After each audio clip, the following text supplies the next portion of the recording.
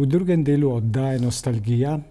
Moj gost je vrhunski gledališki in filmski igralec Pavle Ravnohrib.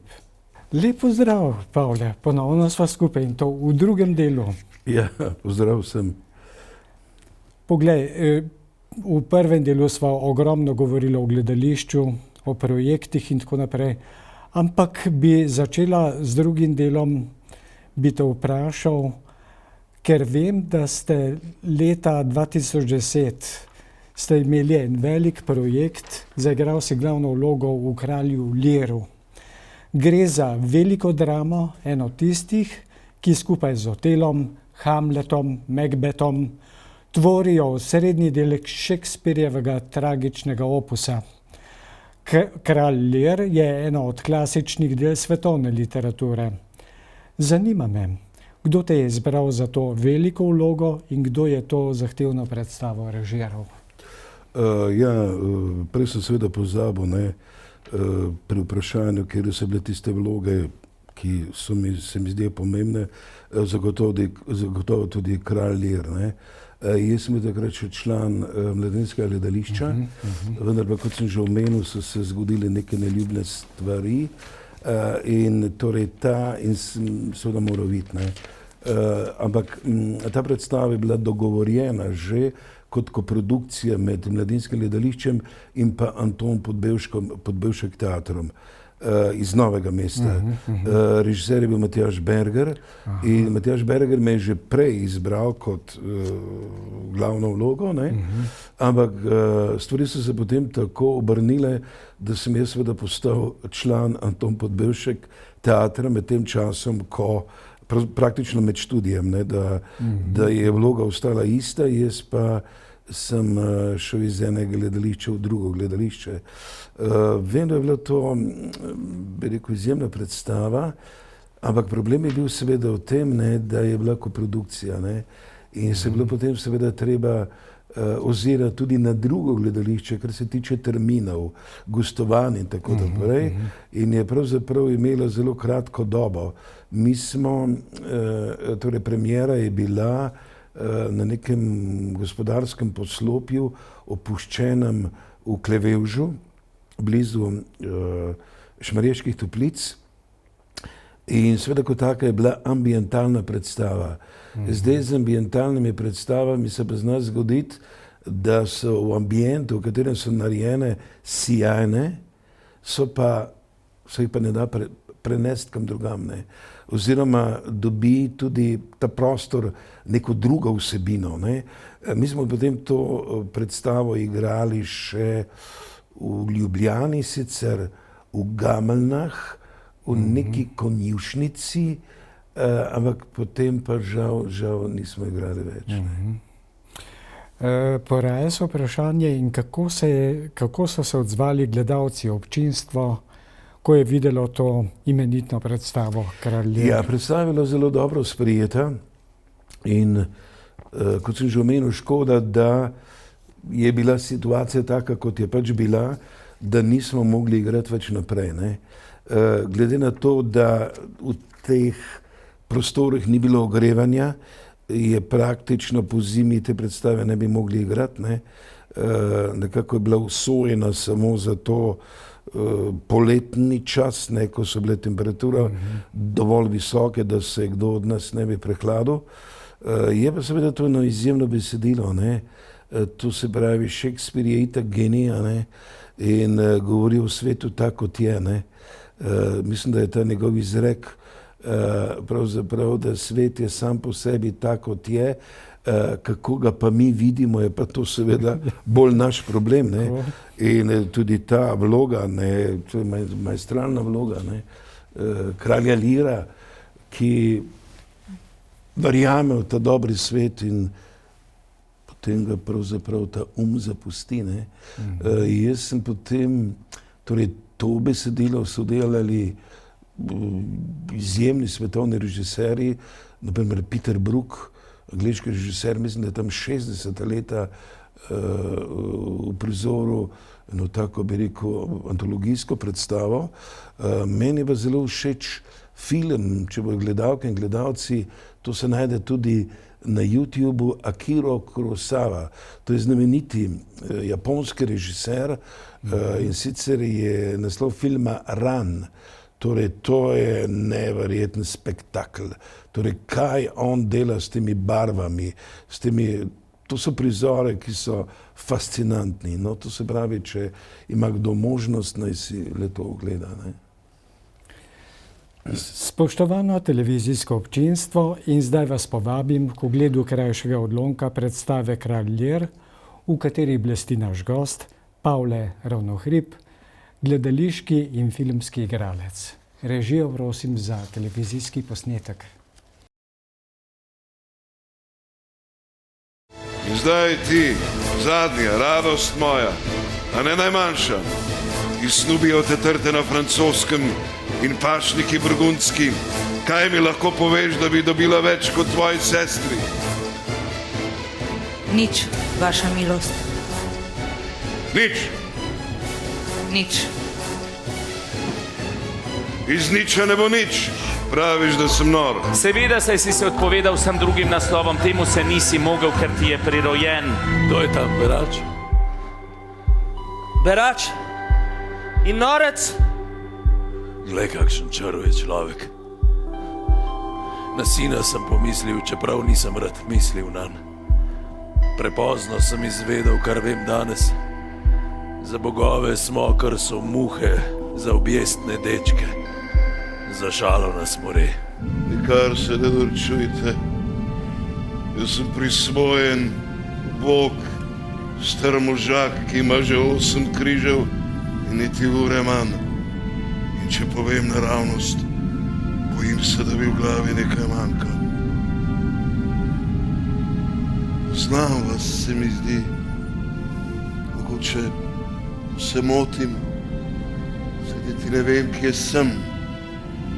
In ves moj ne pomni, odkot ta obleka in kje sem prebil to noč, ne vem.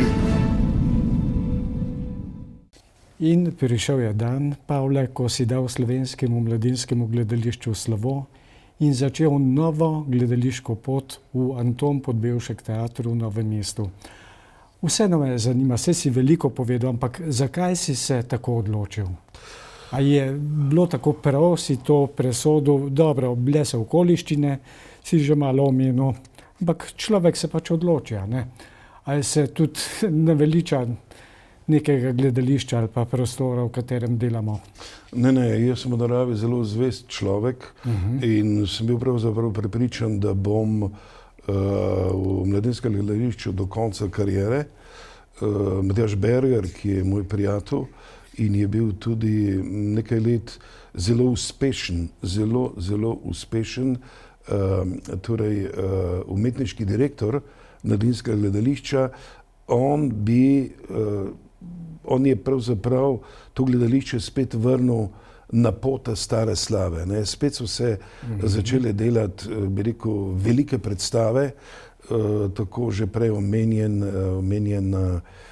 Ime rože, potem tudi Kraljica Margot po filmu, tudi tam jaz sem igral tega kralja norega, mislim, da je nek Ludvik, ne vem, kjer je 13. kapastem, kjer je, to je bila tudi ena mojih najljubših vlog. Potem pa še režija Matjaža Pograjca, Fragile ali Fragile, ne vem, kako se to prebere, to je bila pa pravzaprav ena predstav, ena najlepših predstav, ki sem jo videl v življenju, ne. Ampak zame so bile kar naenkrat v tej hiši drugačni pogoji kot za kolegice in kolege in ni mi pravzaprav ostalo drugega, kot da se mora videti.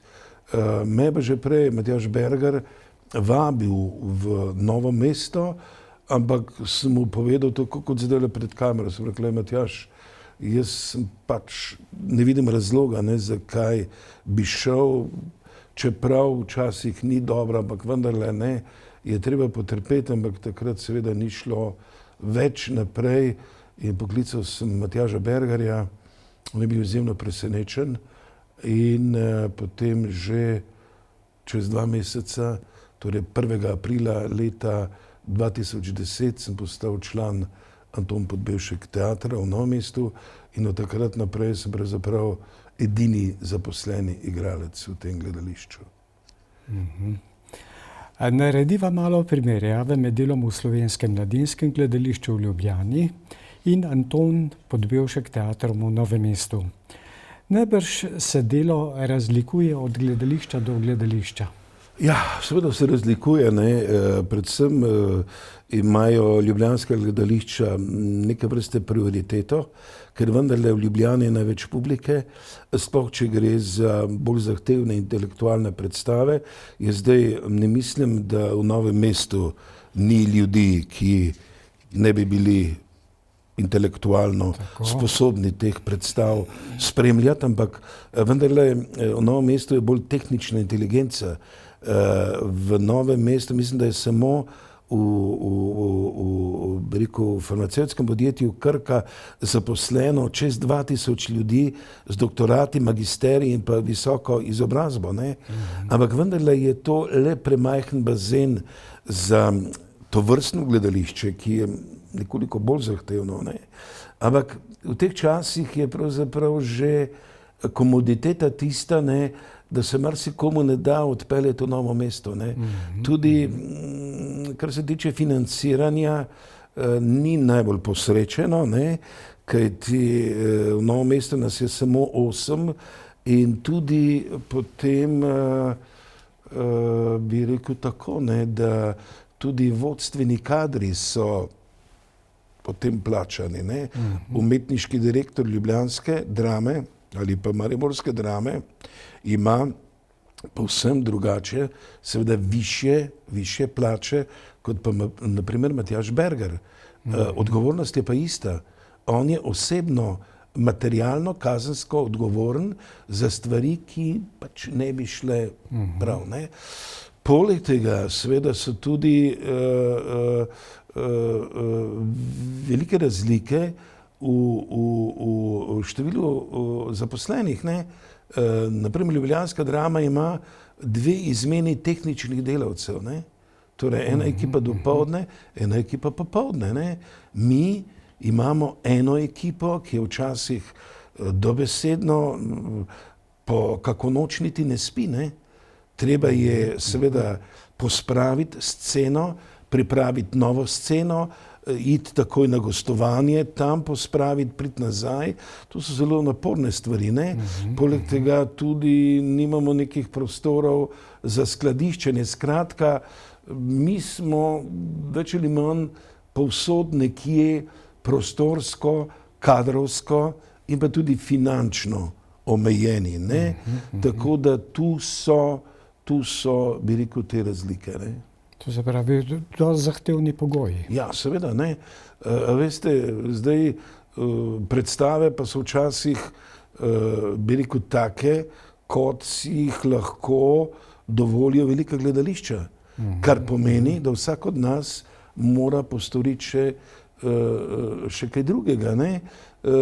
Naprimer, kot sem že prej omenil, jaz sem zmeraj delal po takih gledališčih, kjer igralci nismo imeli šepetavca, ne, ki v določenem momentu lahko pomaga. Tudi zaradi finančnih razlogov, ne. Mi si tega enostavno ne moremo privoščiti, ne. Pa je potem več dela na nas, torej mi smo tisti, ki moramo potem to delo opraviti, ne. Kako pa so recimo posamezne predstave obiskane? Imate dovolj obiska ali? Ja, tudi tu je seveda lahko pride do problemov, ne. Kot sem že omenil, ta bazen je dokaj majhen in abonmajskega sistema nimamo in je seveda tudi tu se treba potruditi, ne, da gledalci pridejo. To se pravi, nimate kakšnih šolskih abonmajev, recimo gimnazijo? Imamo sodelovanje z novomeško gimnazijo in pa tudi, bi rekel, z osnovnimi šolami in pa tudi z vrtcem na področju Novega mesta. Tu sem že jaz prej, ko sem bil še v mladinskem gledališču, zelo veliko nastopal po vrtcih in otrokom bral pravljice. Jaz sem to potem prenesel v Novo mesto, tako da je Anton Podbevšek teater tisti, ki vzgaja tudi že mlade gledalce, kajti te otroke treba pripeljati v gledališče, ne? Da oni vidijo, kakšna je ta stavba, da nekje do gledališča pristopijo, da vejo, da je to nek prostor, kjer se je treba obnašati drugače, kot pa mogoče na cesti ali pa doma, ne? Potem gre seveda tudi za izjemno sodelovanje z novomeško gimnazijo. Ampak seveda ni pa temu tako, kot je mogoče v teh abonmajskih gledališčih. Je pa seveda potem na gledališču samem tudi to, da mora imeti zavest do gledalca. Kajti, ko nimam nič proti, ne, ampak ko človek kupi abonma, pravzaprav kupi mačka v žaklju, ne.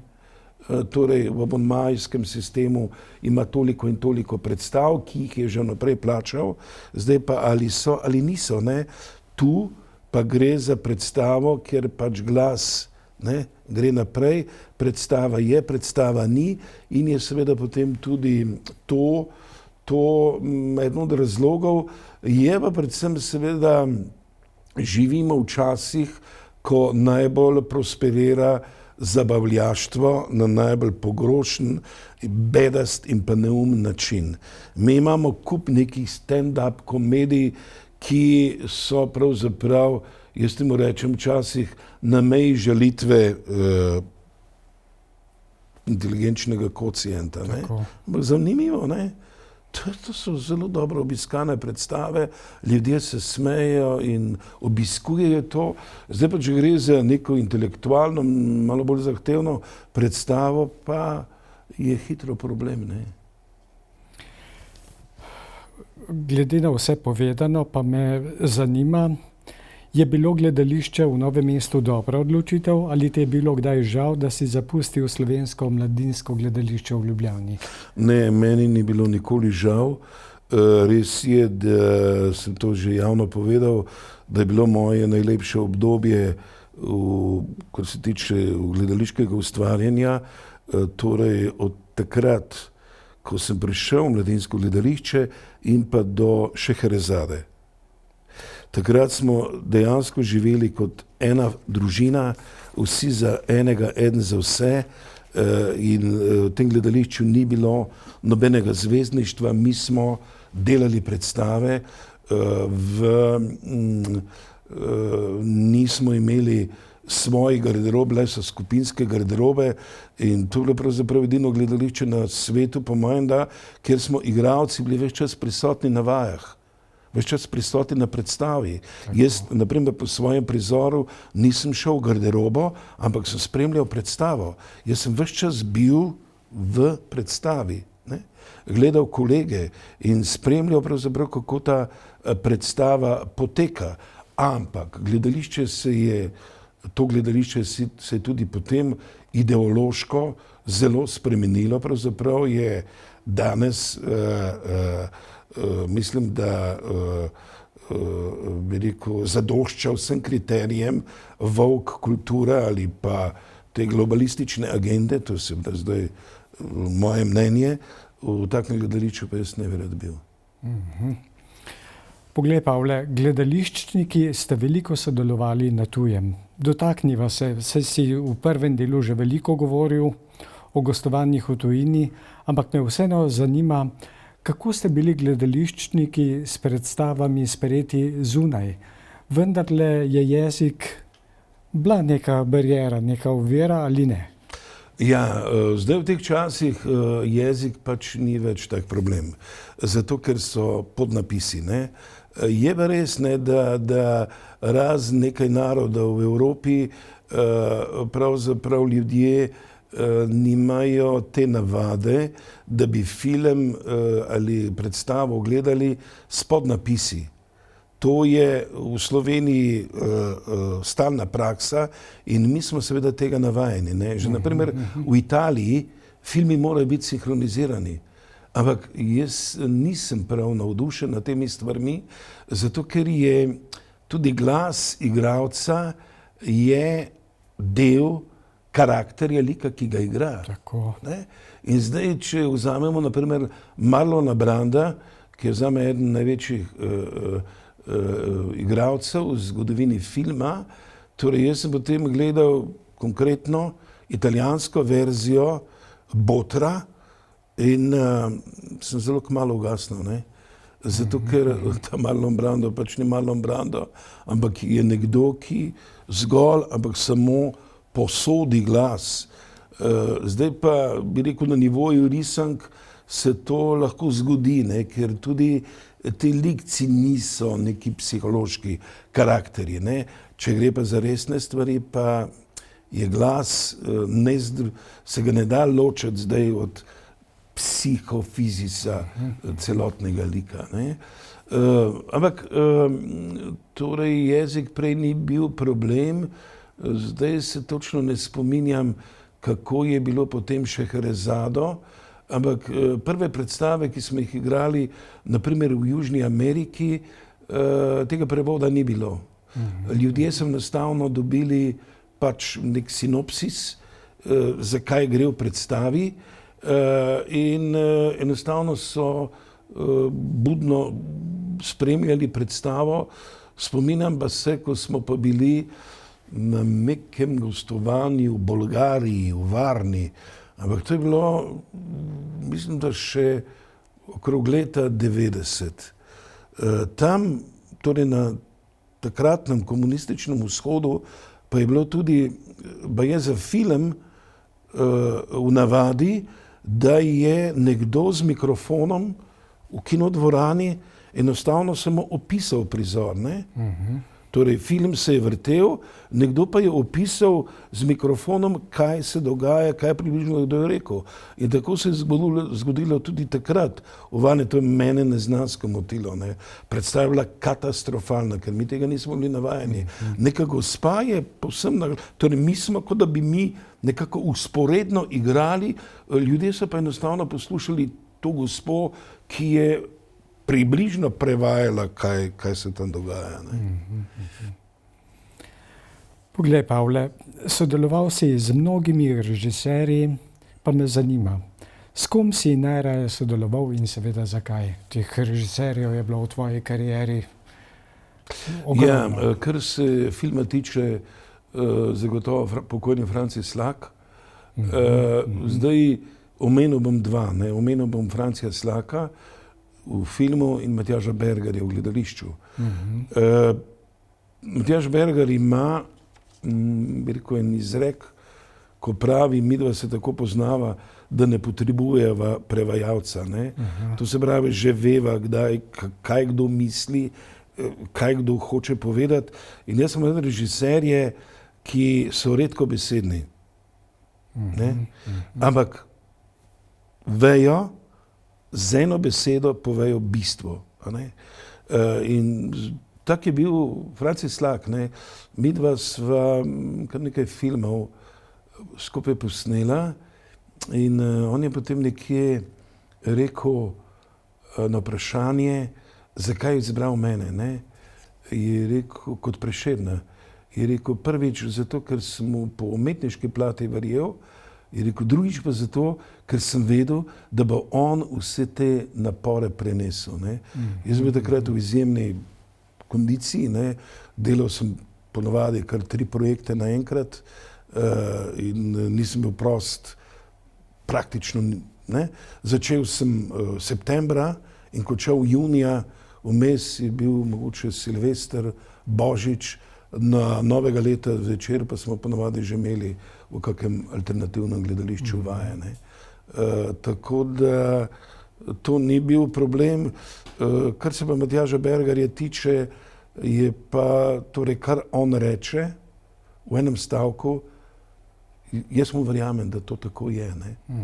Pa to sta bila dva, ki nista bila nikoli žaljiva do igralcev. Ne? Kajti zdaj so stvari nekoliko drugačne ampak včasih v teh mojih začetkih pa temu ni bilo tako. Ne. Se pravi, so bili režiserji zelo spoštljivi. Zdaj so bolj spoštljivi, takrat pa niso bili. Aha, Ja, zanimivo. takrat so bili režiserji, zdaj upam, da ne bom preveč krivičen, ampak včasih sem jaz občutek imel, da te svoje osebne probleme enostavno projicirajo na igralce. Ne. To pa ne gre, to je v bistvu neprofesionalno. Ja, kaj ne? seveda ne. Spoštovano televizijsko občinstvo, dramski igralec Pavle Ravnohrib je zasebno zelo razmišljujoč človek, veliko meditira in rad prebira svetopismo. Pavle takole razmišlja o svetem pismu. Režijo prosim za televizijski posnetek. Nekateri mislijo, da je svetopismo zbirka pravljic, ki nagovarjajo samo otroke, ampak svetopismo je tista knjiga, ki bo ostala vekomaj. Dokler bo obstajal planet Zemlja, do takrat bo obstajalo svetopismo in zato mislim, da je nujno in potrebno pravzaprav vsakodnevno srečevanje z vsebino, ki je tam napisana. V svetem pismu bomo našli vse kotičke svojega duhovnega življenja in ni vprašanja in ni odgovora, ki ga v svetem pismu ne bi bilo. Kakršnakoli izdaja svetega pisma je na Slovenskem zmeraj tudi kulturni dogodek.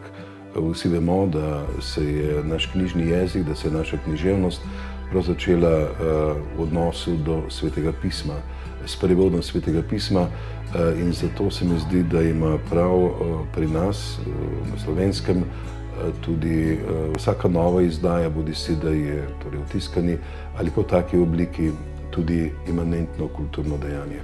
V časih, ki jih živimo, je čas tista stvar, ki jo nam najbolj primanjkuje. Tako se lahko s svetim pismom srečamo tudi na način, ki nam je lažji, ki nam je bližji, glede na to, da smo vsi zelo zaposleni, lahko poslušamo te odlomke svetega pisma tudi ob tem, ko počnemo kaj drugega, bodisi da smo doma, bodisi da gremo v službo, tako lahko tudi na tak zelo nezahteven način se srečujemo z vsebino svetega pisma. Povabim vas, da skupaj prisluhnemo besedi. V začetku je bila beseda in beseda je bila pri Bogu. In beseda je bila Bog.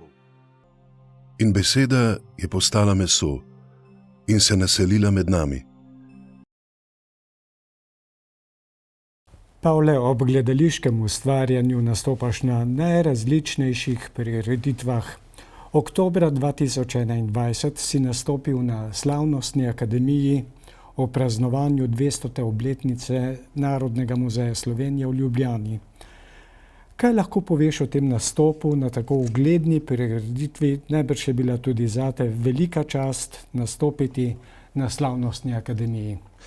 Ja, te stvari sem jaz takrat kar veliko počel in sicer spominjam se, da me je takratno vodstvo povabilo k sodelovanju in sem seveda z veseljem pristal in predvsem je bil odnos do mene izjemno korekten. Ne?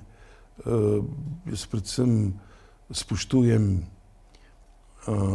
sodelovanje, bi rekel, oziroma sodim po medsebojnem spoštovanju, ne? Kar pa ni zmeraj pravilo. Ne? In zdaj vas povabim, da si ogledamo nastop Pavleta Ravnohriba na Slavnostni akademiji ob 200. obletnici Narodnega muzeja Slovenije v Ljubljani. Režijo prosim za televizijski posnetek. Domoljubnim prijateljem znanosti. Vzrok sedanjega poziva je osnutek delovanja Domovinskega muzeja za Kranjsko, ki so ga stalni stanovski poverjeniki predstavili deželnim stanovom 15. oktobra 1821 in ki so ga ti sprejeli z odobravanjem. Naš domovinski muzej naj bi zajel zlasti vse s področji nacionalnega slovstva in narodne ustvarjalnosti. Prav tako naj združi vse, kar sta v domovini ustvarili narava ali človeška pridnost. Shrani naj vse spomine na usodo dežele in na zasluge njenih prebivalcev. Muzej ima dve glavni nalogi. Prva je zbiranje in urejanje gradiva, druga pa je uporabnost zbirk. Področja delovanja so: prvič zgodovina, drugič statistika, tretjič naravoslovje, četrtič tehnologija, petič fizika in matematika. Prvič, za področje zgodovine se zbirajo a. vse listine, ki so na kakršenkoli način zanimive za deželo, bodisi v izvirnikih ali v vernih prepisih. B. vse v deželi odkrite spomenike preteklosti, tako nagrobnike, napise, kipe in drugo, bodisi najdbe same ali njihove natančne risbe in opise. C. novce, tako domače kot tudi tiste, ki so jih Rimljani prinesli s kolonijami. D. grbe, pečate, družinska drevesa plemiških družin v deželi, prepisi plemiških diplom in fevdov. E. rokopise učenjakov, ki proučujejo zgodovino, in natisnjene zgodovinske knjige o deželi. F. slike in življenjepise deželnih knezov, velikih mož, ki so si za to deželo nabrali posebne zasluge, učenjakov in umetnikov, ali drugače za deželo zaslužnih ljudi, naših rojakov. G. ljudske pripovedi, pravljice, pesmi in opise običajev, ki so v navadi pri krancih, tako na primer pri poroki in podobno. Drugič, za statistiko province je treba zbrati zemljevide in pridobiti informacije. Kar je potrebno za statistiko glede na naravno in umetno proizvodnjo v državi, naj bi se zbiralo pri področjih 3 in 4. Tretjič, bogastvo države z najrazličnejšimi naravnimi viri, vključno s tistimi, ki so zanjo značilni, daje upanje na veliko bogastvo naravne zgodovine v vseh 3 kraljestvih narave. Še toliko bolj, ker tukaj ne manjka mož, ki odlično poznajo to področje. Četrtič, v tehnologiji mora organizirano zbiranje vsebovati običajno umetniško in industrijsko obdelavo naravnih virov, razširiti pa se bo morala tudi na umetniške izdelke sosednjih dežel in celo v tujino, zlasti v tistih panogah, ki se tu že izvajajo ali za katere se v deželi najdejo surovine. Petič, poleg fizike in matematike ter njunih vej se mora zbiranje najprej osredotočiti na tisto, kar lahko prispeva k statistiki dežele, kot na primer določitev meja, astronomska določitev kraja, merjenje višine, okrožij, okrajev, posesti, močvirij in tako naprej. Primerjave domačih in tujih, sedanjih in prejšnjih mer in uteži med seboj in podobno. Ob patriotizmu prebivalcev Kranjske, ki so ga pogosto izkazovali v mirnih dneh, pa tudi v dneh nevarnosti in nuj, lahko ob aktivnem sodelovanju z zaupanjem pričakujemo razcvet ustanove, katere cilj je razširiti najpomembnejše znanje za praktično življenje, doseči izboljšave v vseh industrijskih panogah in izkoristiti najbolj smiselno uporabo zakladov domovine. Dragi Pavle, če sva zdaj govorila pretežno o gledališču, se morava zdaj dotakniti še dela na filmu. Najprej te bom vprašal, kje je težje igrati v gledališču ali nastopiti v filmu? Ja, to je zelo relativno, ne? Odvisno od obsega dela, odvisno od vloge, odvisno od možnosti, ki so. Ne. Jaz sam imam veliko raje film kot pa gledališče, zato ker je v teh gledaliških skupinah se na nek način, jaz temu rečem, odnosi z leti zapacajo. Ne. In sicer je to pride potem do nekega utečenega reda. Jaz sem po naravi človek, ki je precej svobodnega duha in nisem prav rad vezan na neke stalne ekipe. Ne? Dočim pri filmu je drugače. Ne? To so ljudje, ki pridejo, ki se praviloma med sabo ne poznajo, ne? Delajo film in to je tisto, kar je najpomembnejše. Ne? In vsi se trudijo, da po svojih močeh naredijo tisto, kar je najbolje. Ne? Za neke, kaj bi rekel, jaz temu rečem, osebno telovadbo, za neke posebne zahteve ni prostora, ni časa. Ne? In to vzdušje pri filmu je izjemno demokratično. Ne? Tudi še te starejše ekipe, ne? Nekdani Triglav film, Viba film, ti scenski delavci so imeli neizmerno spoštovanje do igralcev. Neizmerno spoštovanje do igralcev, ker snemanje filma je izjemno naporna zadeva, kajti včasih smo na terenu, v gozdu, v naravi, dež, sneg, mraz, ne? Enostavno to ni Hollywood, kjer bi igralci imeli neke svoje sobe, tople sobe, ampak enostavno vsi smo nekako, živimo pod istimi pogoji. Ne? Tako da je film tista moja prava ljubezen. No? Leta 1993 si nastopil v slovenski grozljivki Morana. Kako ti v spominu ostaja nastop v tem filmu? Ja, to pa je, se kar spominjam, in sicer je bila to izjemno naporna stvar. Namreč samo prvi dan snemanja, snemali smo začeli nekje v začetku oktobra.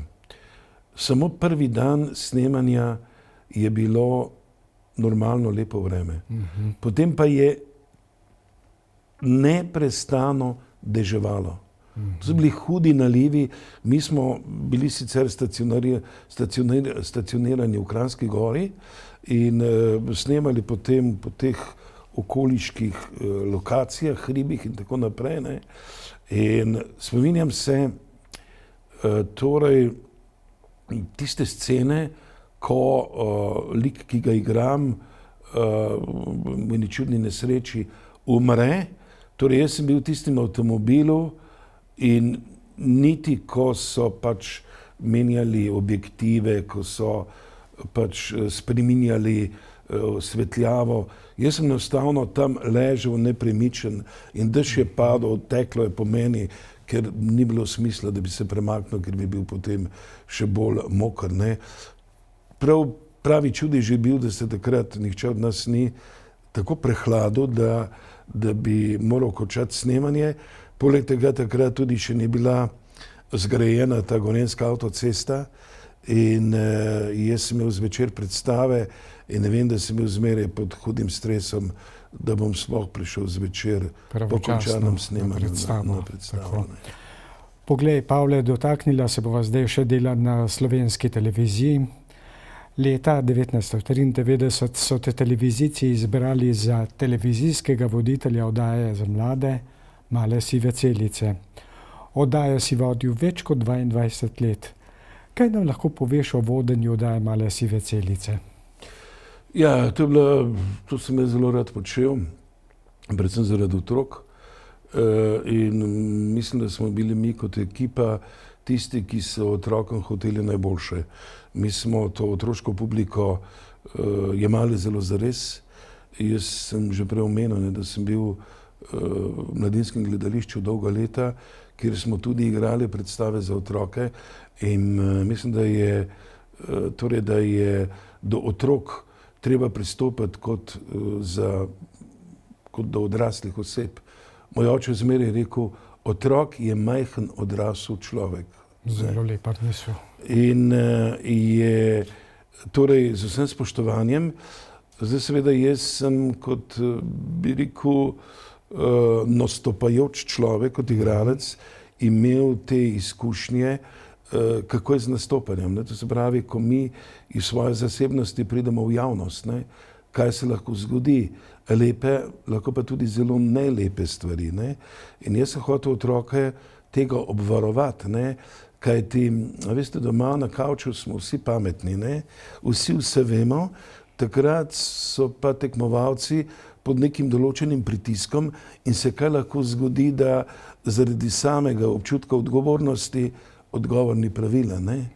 In spominjam se, nekoč sem srečal enega fanta, sem se ga spomnil pač prejšnjega leta, ne? Sem rekel, Peter, kako je? In je začel jokati. Je rekel, a veste kaj, jaz takrat pač nisem vedel tega pravilnega odgovora. In veste, kaj se potem z mano dogajalo v šoli, med vrstniki, ne? Pač kako da si neumen, pa ne vem. Veste, otroci se ne znajo braniti. Otroci so, bi rekel, občutljiva bitja, ne? In jaz sem seveda te otroke zmeraj na snemanje tudi pripravil, ne? Vzeli smo se zmeraj 1 uro časa, da smo otroke pripravili na snemanje predvsem, da smo si bili sebi enaki, ne? Jaz nisem hotel biti nobena avtoriteta, ampak sem hotel, da me otroci jemljajo sebi enakega.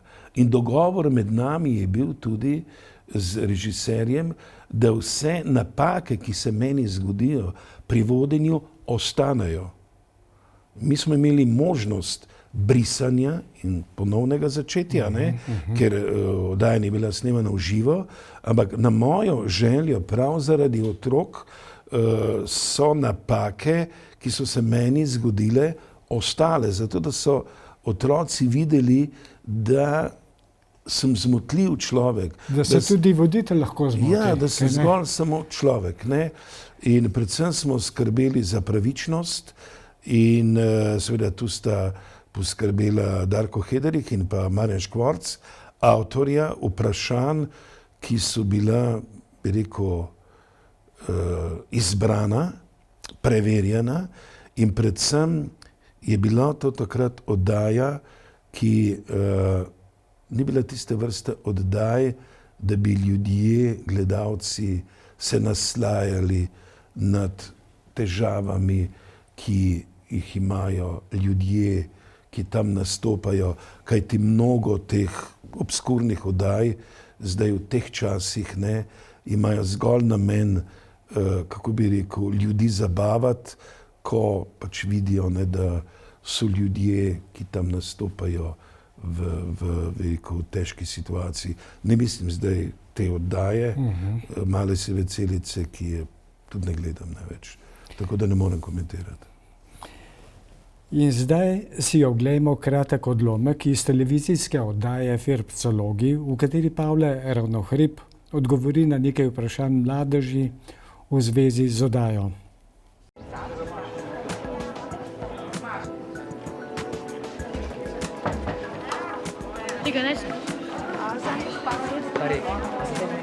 Kako je pa voditi to oddajo? Odlično. Poglej, jaz že vodim oddajo 20 let, čez mene sem živ, sicer majčkeno več sivih las imam, malo manj jih imam, ampak upam še na 20 let, ne, potem pa že vidve, ne, ali pa že prej.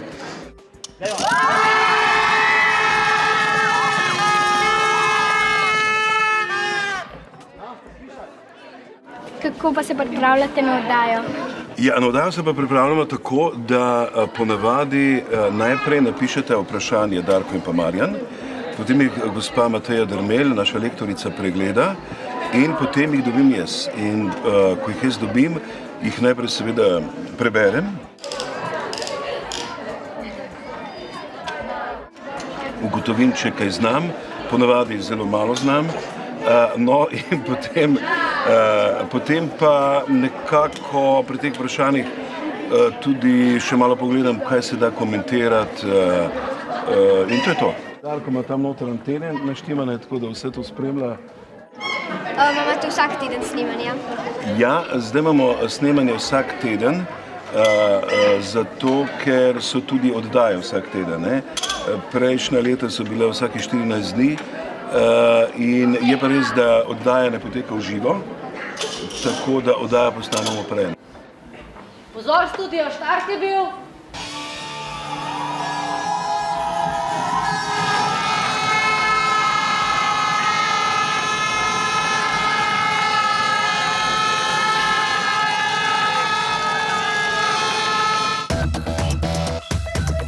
Reka, ki je dobila po svetniku.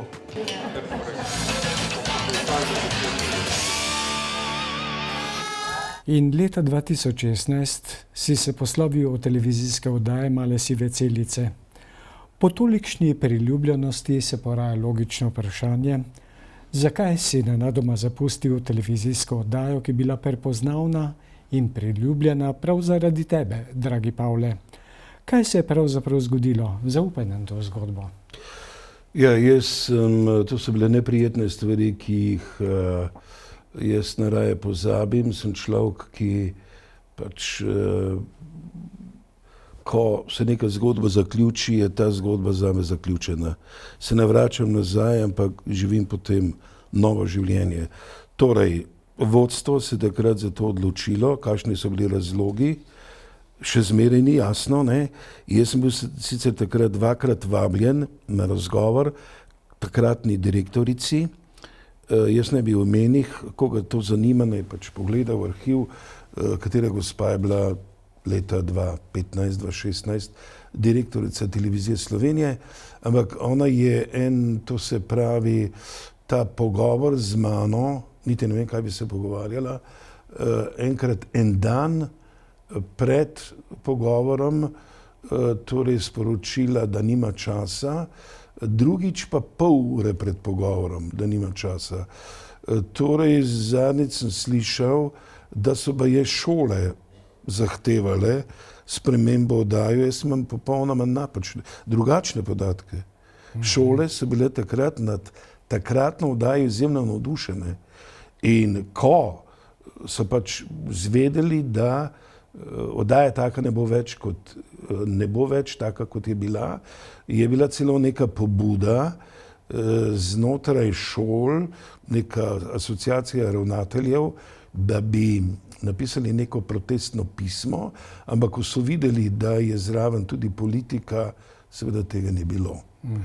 Jaz pač, kot sem že omenil, se s temi stvarmi ne ukvarjam, vem pa, da je gledanost, čeprav, če bi jih povprašali, bi oni govorili drugače, iz zaupnih virov vem, da je gledanost skokovito padla in da so imeli z gledanostjo nekaj časa probleme.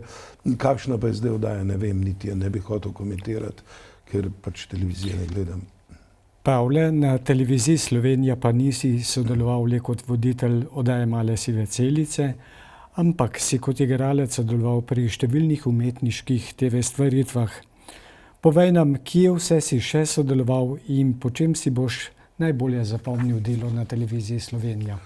Ja, jaz se bom delo na Televiziji Slovenija najbolj zapomnil po tem, da takrat, ko sem bil, kako se reče, nekako zahvalo za dolgoletno delo, torej odstranjen, zdaj, če to pravi izraz, ne vem, ne, da potem, prej sem bil hišni inventar, dobesedno v tej hiši. Jaz sem sodeloval z vsemi redakcijami in nikoli ni bil honorar problem. Jaz sem delal tudi zastonj.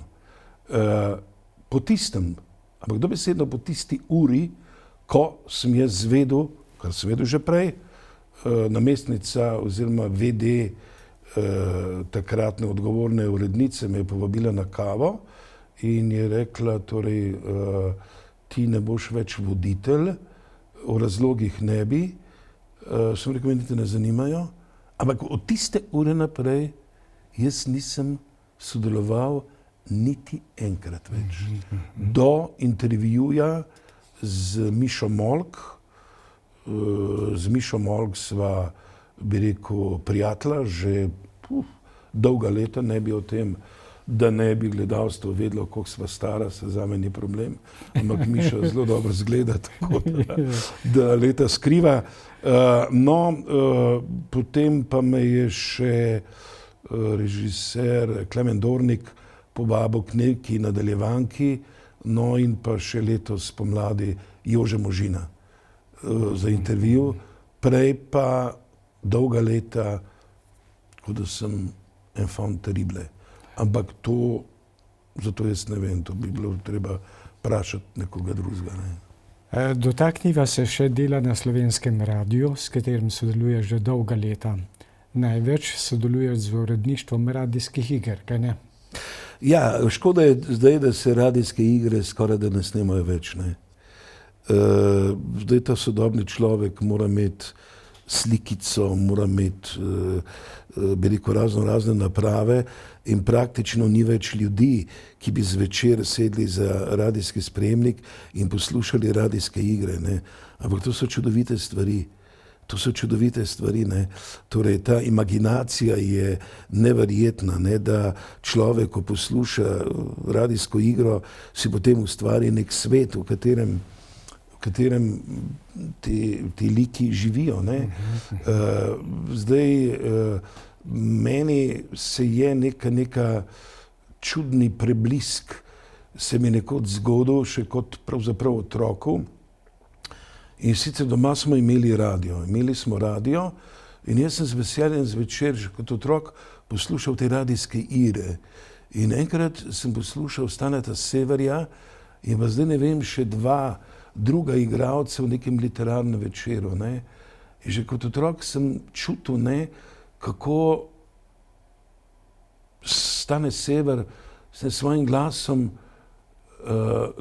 poslušalstvo podaja neverjetne vsebine, medtem ko pri drugih dveh sodelujočih nisem imel tega občutka. Ne. To se pravi, da sem imel takrat že kot otrok nekje izoblikovano uho, da sem te stvari slišal. Je pa tudi radio, dokler sem pač sodeloval tam, bila ta moja ljubezen, kajti mislim, da je to, torej radio igralci dopušča neko intimo, ne. Torej mi smo tam za neko šipo v nekem intimnem prostoru in resnično se lahko človek sam sabo sreča ob podajanju te poezije. Nisem pa sodeloval samo z Radijem Slovenija, ampak tudi z Radijem Trst. Jaz sem tam v slovenskem programu zelo veliko nastopal in v radijskih igrah bral številne romane, bral dokumentarne serije in moram reči, da sem ponosen na to, da sem še zmeraj stalni sodelavec slovenskega programa Radija Trst. Pavle, za svoje igralsko ustvarjanje si prejel več nagrad in priznanj. Kaj nam lahko poveš o nagradah, ki si jih prejel za igralsko delo in kaj ti vse te nagrade in priznanja pomenijo? Ja, jaz bi izpostavil eno nagrado, ki mi je res zelo ljuba, in sicer je to Lovarjev venec, ki sem ga prejel, mislim, da leta 90 v Sarajevu. Ta nagrada ima svojo zgodbo, ki je tipično slovenska. Namreč jaz bi že prejšnje leto moral dobiti nagrado, pa so bili bratje Slovenci tisti, ki so postorili vse, da je nisem dobil. Ne. Zanimivo, to mi je potem povedal tajnik festivala, gospod, ki je na podelitvu te nagrade, ko sem je prijel, prišel k meni, mi je osebno čestital in pred vsemi ljudmi rekel, končno ste tudi vi prejeli nagrado. Jaz sem ga začudeno pogledal in rekel, vi bi morali že lansko leto prejeti nagrado, pa so vam jo vzeli. Kdo? Je rekel, Slovenci. In tudi letos je rekel, vsi člani žirije so bili za vas.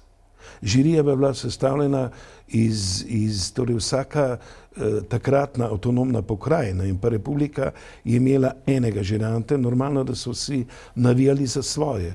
Je rekel, samo pri vas so bili vsi soglasni, kdo je glasoval proti, Slovenec. Tako da meni se seveda, čeprav sem kar neke nagrade dobil, ampak jaz bi rekel, da več ali manj po neki sreči, po naključju, je pa s temi nagradami tako. V Sloveniji so predvsem zdaj zelo politično obarvane. Ne? Če sodimo v ideološki spekter, ne, ki ga trenutna oblast bi rekel, ima, potem si lahko nadejamo nagrade, sicer pa ne. A ne? In zaradi tega imam jaz do nagrad en čisto svoj odnos. Ne bi rekel, da nisem vesel, da sem jih prijel, kajti konec koncev so tudi nagrade tiste, ki igralcu prinesejo neko določeno število točk, s tem tudi višjo plačo. Kajti so bili pa moji kolegi in so še kolegi, ki ogromno delajo, ogromno igrajo, pa nimajo nobene nagrade in seveda s tem tudi zelo primerno plačo, a ne temu primerno. Je pa seveda s temi nagradami spet tako, kot bi rekel, sprejemam na akademijo. Ne. V umetnosti ni nobenih kriterijev, po katerih bi mi lahko določili, kdo ne, je dober, kdo pa ni. To je samo v športu. A ne.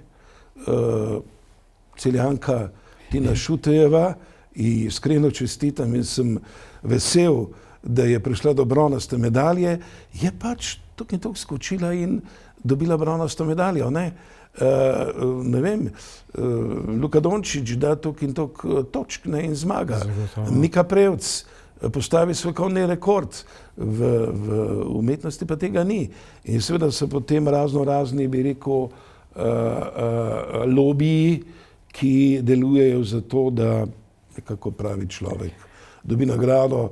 Tukaj so spet dolge zgodbe, ampak enostavno nimamo časa za to, da bi... Pavle, zdaj si že nekaj časa v pokoju, igralstvu se seveda ne boš odpovedal, v tem ni kakršnega dvoma. Novinarji, igralci, živimo dlje, čeprav smo zaključili na nek način svoje redno delo, da tako rečem. Zanimalo bi me proti koncu oddaje, v katerih projektih gledaliških seveda boš igral v sezoni 2025-2026? Kot sem že na začetku omenil, torej to delo igralcev ni odvisno od nas samih, ampak od tistih, ki nas pač povabijo. Trenutno ne vem nič povedati, imam več teh, bi rekel, krajših nastopov, in sicer predvsem okrog Prešernovega dneva. Bom v Sevnici, naj bi bil slavnostni govornik, tudi to se mi dogaja, čeprav nisem pišoč človek in se nekako tega otepam.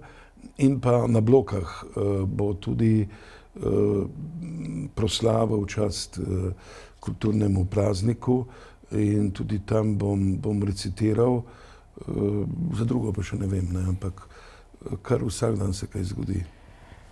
Na kratko, Pavle, nam še zaupaj, si na tako dolgi igralski poti živel svoje poklicne sanje? Jaz se s tem niti nisem ukvarjal. Ne. Jaz sem preprosto opravljal poklic, ki je izjemno naporen, ampak niti nisem tega čutil. Ne. Jaz sem to rad počel.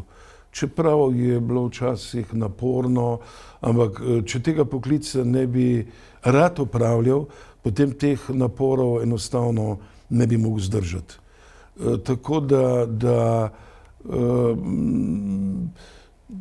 nekaj let sem nekako bolehal za tem, da nisem bil ravno v pravem gledališču. Kot sem že omenil, mladinsko gledališče je bilo večinoma gledališče za otroke in pa gledališče, bi rekel, avantgarde, tam pa seveda klasični igralci, kot sem jaz, pravzaprav nimajo svojega prostora. Nekako so mi umanjkale vloge, ki sem jih že omenil, Kralj Lir, potem tudi Žan, gospodična Julija, skratka te psihološke, karakterne vloge. Sem pa potem na drugi strani izjemno satisfakcijo z delom pri delu z otroki, ne. To se pravi vodenje oddaje Male sive celice in pa tudi razni literarni večeri, pogovorni večeri, skratka polna me je bila vsa Slovenija in jaz rad grem tudi tja, kjer pač ljudje mislijo, da pa so res podeželja, ne, ampak tam je kultura šele sprejeta na pravi, na srčni način. Jaz neizmerno uživam v manjših krajih, kjer ljudje čakajo na te kulturne dogodke in jih tudi použijejo z izjemno spoštljivostjo. Kako pa živi zasebno? Vem, da imaš nadvse rad gledališče, ampak vendarle ni svet samo gledališče, ne? Najbrž imaš kakšne hobije, še to nam malo povej. Jaz nekih hobijev nimam, ker niti nimam časa za to, ampak doma sem na kmetiji, ta kmetija še zmeraj živi, to delo je zelo naporno, trenutno je pri hiši več ali manj sama bolezen, tudi jaz nisem več v tisti formi, imel sem 2 operacije kolkov, ne, in to se mi seveda pozna, ta težja fizična dela zelo težko upravljam, ampak torej ta delo na kmetih in pa zavezanost zemlji je tudi nekaj, kar me bo očitno spremljalo do smrti. Sicer imam zelo ozek krog prijateljev in temu sem hvaležen, da imam iskrene in pa prave prijatelje. Ne sicer veliko, ampak imam pa jih. Dragi Pavle, če smo prvi del oddaje začeli s poezijo, pa s poezijo končajmo drugi del oddaje Nostalgija. Prosim, da nam zdaj iz Verove pesniške zbirke Biva eno, ki ni rojeno, prebereš 2 njegovi impresivni pesmi, najprej pesem Spomini in potem pesem z naslovom Vsi smo zbrani. Ja, mi je v čast in mi je veselje, da lahko preberem tudi 2 pesmi mojega prijatelja Martina Zvera, pesnika in pa izjemno, bi rekel, aktivnega državljana. To se pravi, on je človek, ki se oglasi in ga ni strah tega svojega glasu, ko komentira, bi rekel, tudi politično aktualnost v sedanji Sloveniji. Spomini. A leta tekla so prehitro zame. Kam so se zgubila? Vsak dan 1:12 dvakrat so odbila. Še včeraj so na materinih prsih me dojila in prvih me korakov ter besed učila. Otroštvo je bilo v brezskrbnosti spočeto, a v soju sreče in v ljubezni je bilo izpeto. Srce pogosto pesmi radostne je pelo, a vsak dan bolj k mladosti je hitelo. Življenje moje zdaj v spominih se mi vrača, vizije polna je takrat, strasti bila pahljača. Srce je hrepenelo in nagovarjala me kača, pri tem spregledal sem, da vse drago se plača. Poredko zarje radosti so v jutru zažarele, nad mano sence smrti v duhu so bedele. Ko ptice sreče v tuje kraje s pesmijo so odletele, še zadnje rože od žalosti so ovenele. Ničesar več bilo ni, za kar srce bi še živelo, poguma mi ni vzelo, ko v vetru vse je izpuhtelo. Ponovno vstal sem, ker je upanje v žerjavici še tlelo in z otroškimi koraki se življenje novo je začelo. Zdaj pa še ta druga. Vsi smo zbrani. Vsi smo zbrani, vsi smo sami. Vsak prebuja se v osami. Vedno spremljana samota, vsak iz svojega zarekota. Kje so časi, zlati časi, ko plesali smo na vasi, v mestu polnem srečevanja in otroškega igranja. Spomini v hrani, vsi zgarani, vendar srečni kot v omami. Klatili z neba smo zvezde, sanje sanjali smo bežne. Kje pustili smo hotenje, radost, srečo in življenje? Kdo ukradel nam je sanje, pesem zbrisal in spoznanje? Je to konec? Je začetek? Kaj življenje je povzetek? Zemlje dih smo, čar narave, čas odmerja nam daljave, veter nosi nas v višave. Hvala lepa.